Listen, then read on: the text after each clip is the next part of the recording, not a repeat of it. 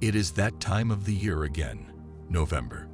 Many of you will be embarking on your journey for the No Nut November Challenge, and so we are here to help you out with that.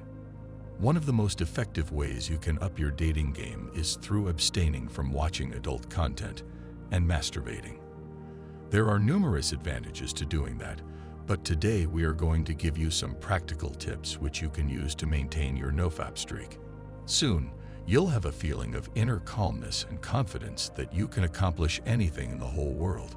The first tip, which is really effective, is social accountability. If you are accountable to someone about your challenge, chances are you will be more likely to succeed. Drop a text to your group of friends and make a group challenge.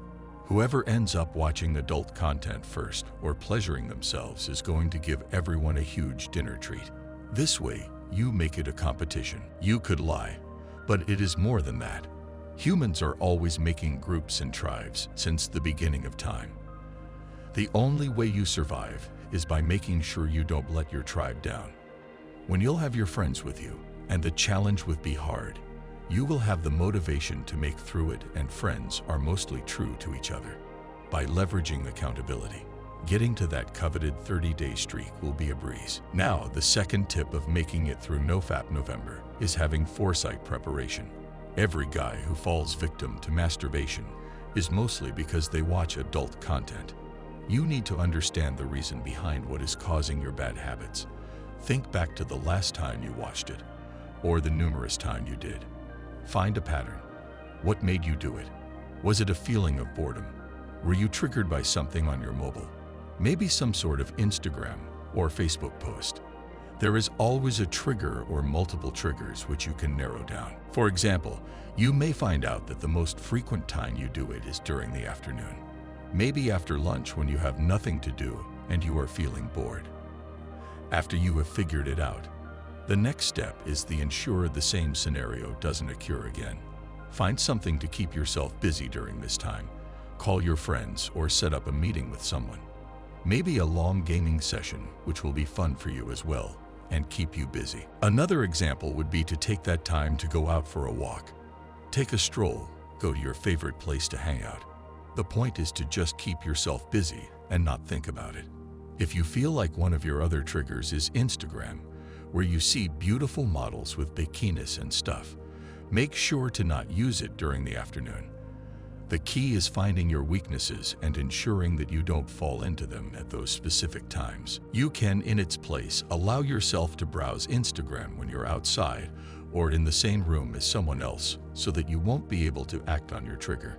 This is just another way of having the foresight to know what causes you watch adult content and then being able to prepare things to not give yourself a chance to act on your urges.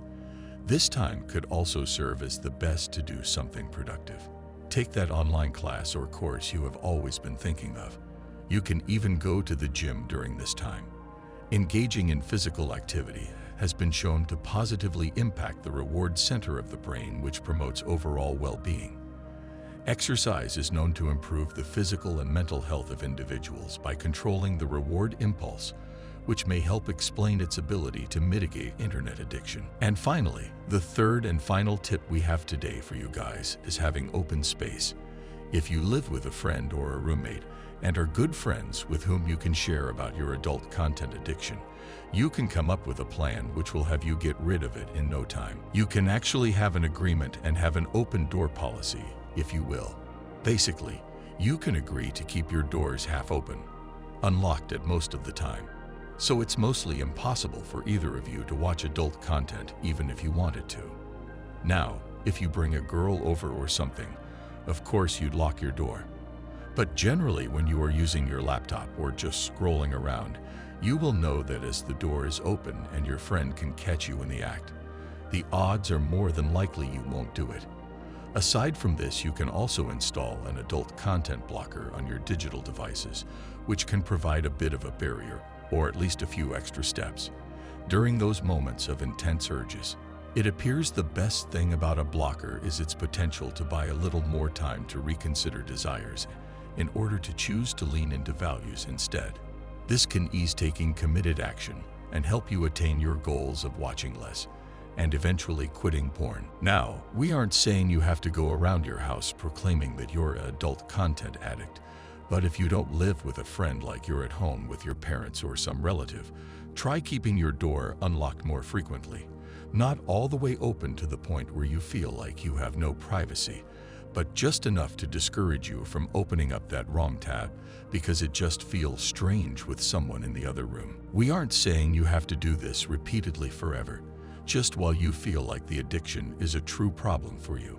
Once you get to a certain level, say like a 90-day streak without adult content, then try to incorporate your business into your leisure pursuits so you may accomplish two goals at once.